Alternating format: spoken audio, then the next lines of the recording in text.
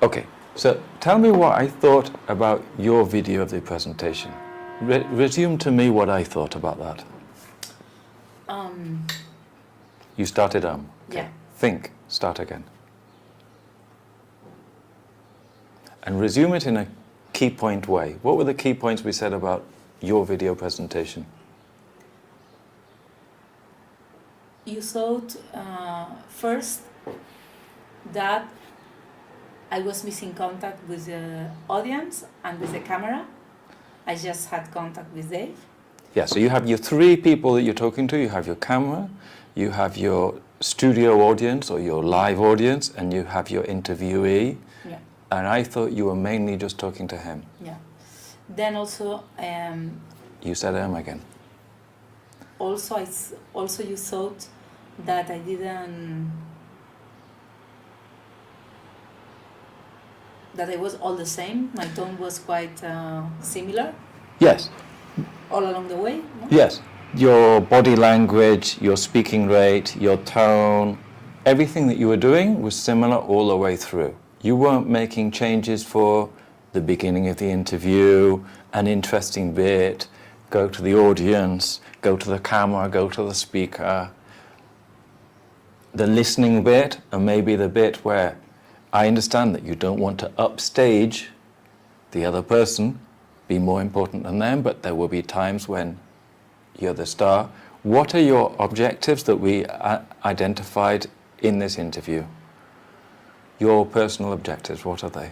Maximize the experience of the audience in relation to contents, and also show that I know what I'm talking about. No? So maximize the experience for the audience in the conference, yeah. And because you're paying somebody to put it on at your YouTube, and you're yeah. paying somebody else to put yeah. it on the social networks, to tweet it, to Facebook it. You also want to maximize your impact on the possible client outside the audience to get them to your conference for the next year, yeah, definitely. Or to make them hire you as a speaker or your company services or whatever. No, I always think you need to keep completely focused on what your objectives are.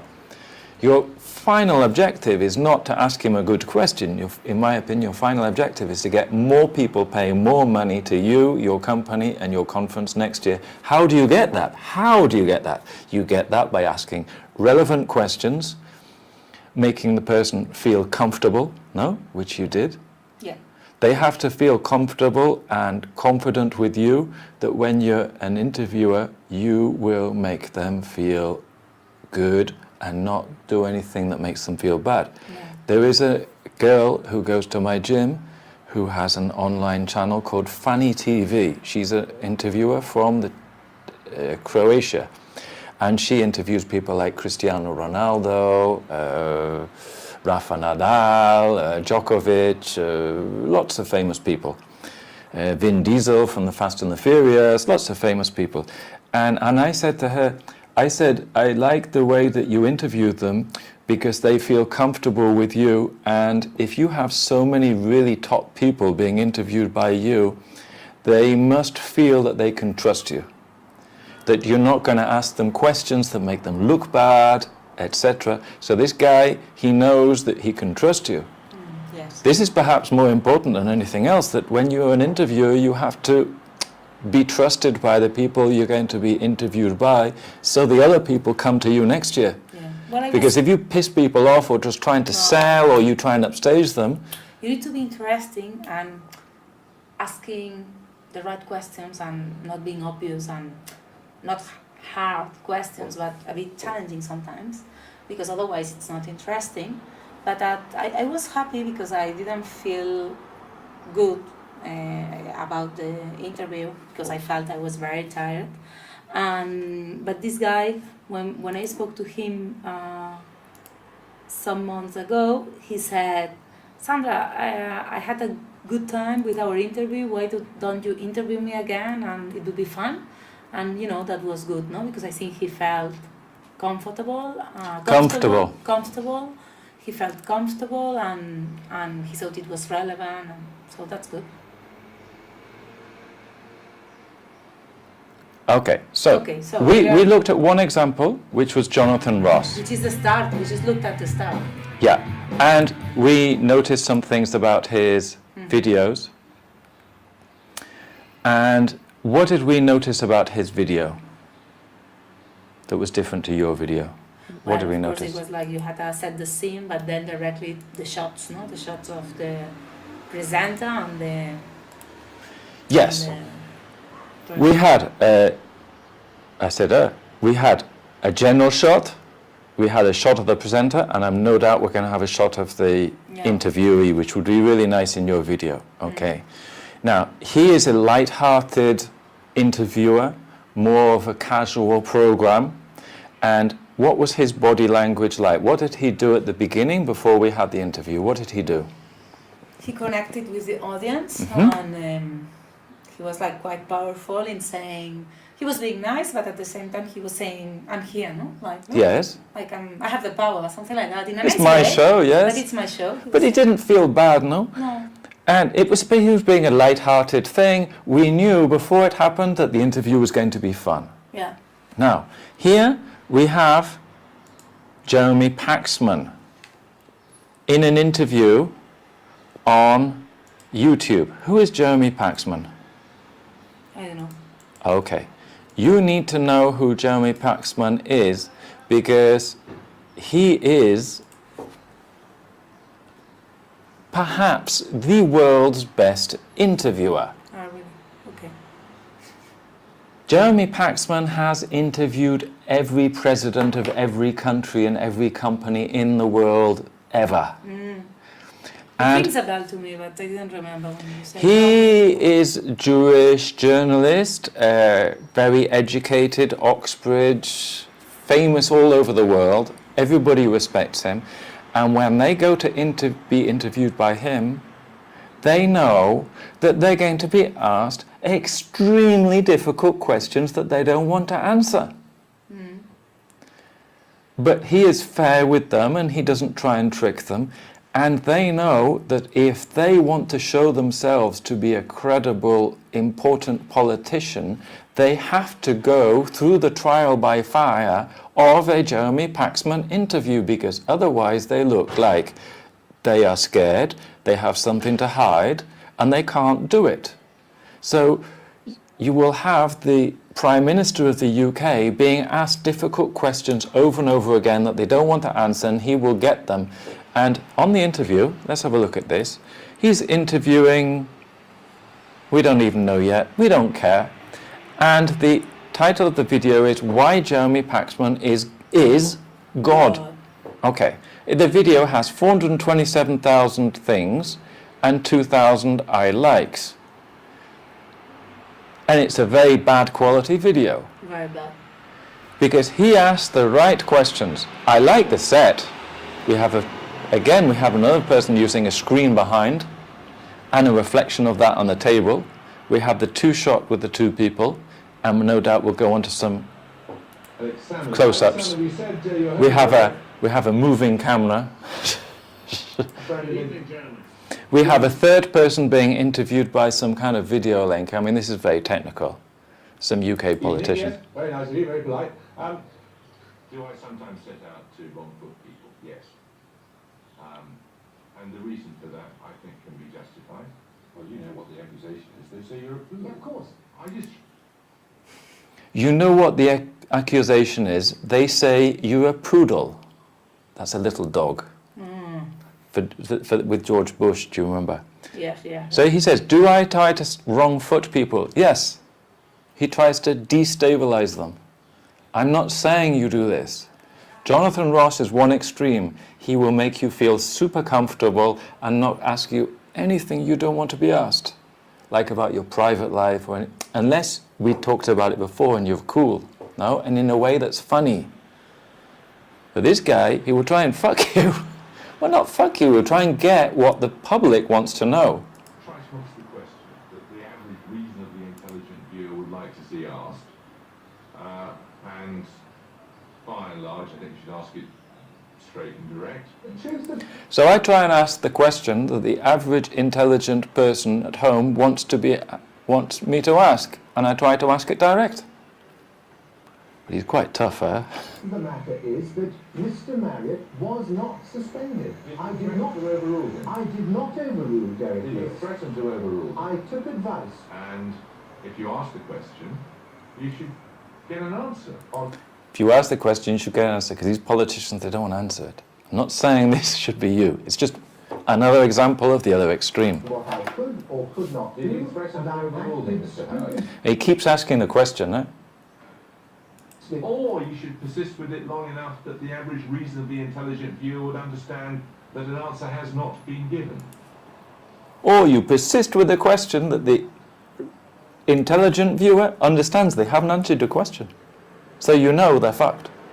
I did not overrule Derek Did you Lewis. threaten to overrule Mr. him? Marriott was not Did suspended. you threaten to overrule him?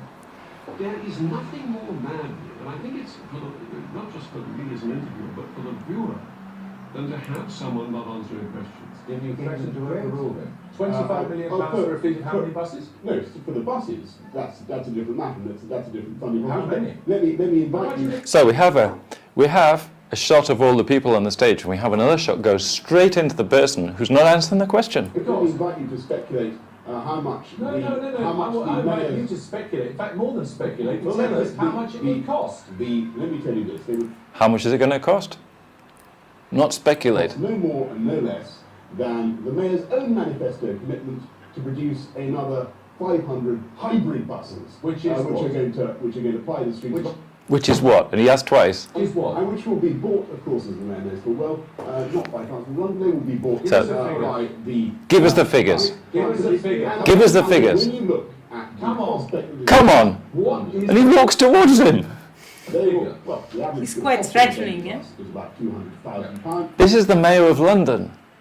He's also now the foreign minister for the UK. So he's a famous person. Boris Johnson, he's the person who made the UK leave in the Brexit. Okay, so that's one extreme. Ask difficult questions and make sure the answer. It's probably not what you want. No. Okay, but it's just one extreme. But he's good at doing it and people love it. Okay, now we have the person who's going to make it fun and interesting and get some other sort of information. So, we have Jonathan Ross. Please welcome Mr. David Gandy. Who is this guy? Okay, David? David Gandy. David Gandy is the most famous male model in the world. Oh, I He's haven't seen him. he's the one who appeared in white underwear for Dolce Gabbana, yeah. coming out of the sea with the girl and all of this. Okay. But maybe we don't know who he is, okay? So maybe we're watching the show and we don't know who he is. And okay, he's a beautiful man, but that's not enough. So we need an interview that's going to make us interested in this person. No, because there will be people who know this guy, and there will be people who don't, but we'll all watch the interview. Okay, so then we have something which would be great for you, have some kind of gay live band singing on the stage. I mean, this would be wonderful. I Okay, recognize so him. we have the guest when he appears. What's he doing He's saying hello to the audience. to the audience? Smile. Smile, Hello. very positive. Makes us think we're going to have a great interview.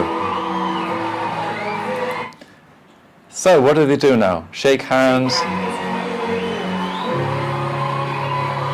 Okay, it's difficult because it's got a big show. No, it's got a lot of money here. David Gandy, ladies and gentlemen, well, that's a nice welcome.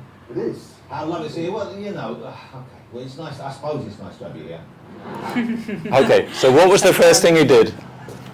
He did a joke. Well, I suppose it's nice to have you here. So, Okay, yeah, he was nice. I like him. so what kind of joke did he make? Well, he was, because he was saying like this cool, handsome guy, no? Ah, okay. So he's making a joke that he doesn't want the cool, handsome guy in Yeah, his to be show. there, I guess. Yeah. Okay, so the first thing he does is he starts off with a joke. What did we say about when you do presentations or public speaking? About the first 10 seconds. What did we say? No, that are key to connect or disconnect. Or just- Exactly.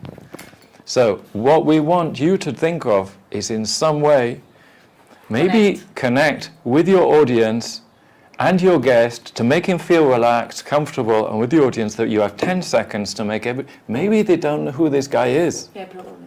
We didn't know who this guy is. And what you think is a male model, and you think, stupid thing. No? But now we think it's going to be funny. Yeah. No? Who is the star of this interview? I don't know. Probably Jonathan Probably Ross. him. I'm For not the moment, yes. Yeah, Absolutely. I'm not saying that you should do this. Oh, These are no, just no, examples that's too much, of top No, people. I like him. What did the guest do? He was very good at looking at the audience. He looked at the audience, then back to him. Yeah. So he knows what he's doing as well. Yeah, he knows very much what he's doing. He's very good. Your guest didn't do this. Yeah. But maybe I watched something on the news yesterday about people being naturally bad people. And they said that there is a 20% of people who will always be good. So even if they live in Spain, they will still pay tax. Now, this is very few people. There is 3% of people who will always kill everybody and steal everything. And there's another 17% who basically, yes. So 20% bad, 20% good. The remaining 60% will be influenced by the environment that they're in. So if they see everybody smiling at the audience and being nice to them, they'll do that too. No? Maybe there's 20% who hate the audience and 20% who will always be there. But 60% are influenced by their environment. They did a study where they put some paper advertising on bicycles in Holland. And no litter bin close. And they looked at how many of these paper adverts were put on the floor that were stuck to the bicycles. People come to the bicycle, they throw them on the floor. How many? When there was a wall next to it, which was clean, everybody took them home and put them in the bin. When there was a graffiti wall, everybody threw them on the floor. Same country, same people, same bicycles, same adverts. So if you affect if you're doing all this, your client is going to do it as well, yeah. Natural way, yeah. Yeah. Let me, can we put you in perspective for people who aren't... He said but nobody's perfect. Aren't familiar with the world of fashion, world of modeling. I think most people recognise your face even if they didn't necessarily know exactly where from. Absolutely. So, what's he doing now with the interviewee? He's doing like a bit of teaser, you know? He's like, most people would know your face even though they don't know exactly where you're coming from and blah blah, no? He's like... Why? Just to give a bit of emotion, no, to the whole thing. Yes, to create emotion about this person, to create interest in the public at home and in the studio audience about who this guy is. Before, we thought male model, stupid thing. Now, we think, maybe we know, he's got a teaser, what do we know? He hasn't told them yet. Okay, he's saying maybe we know your face. He hasn't completely told them, but he's getting interest in the person. What does that do for this person sitting here? Well, he feels so important, no? Yes, he likes it because he thinks people really care. No, if you're a male model, what do you think people think of you? This guy that doesn't know how to talk or whatever. No, doesn't know how to talk. He has no brain. Is stupid, gay. Definitely. But he thinks that the people care now, and maybe they're interested in him as a person. Yeah. No? Definitely. Yeah. And that advert would help there. But Just 1 second.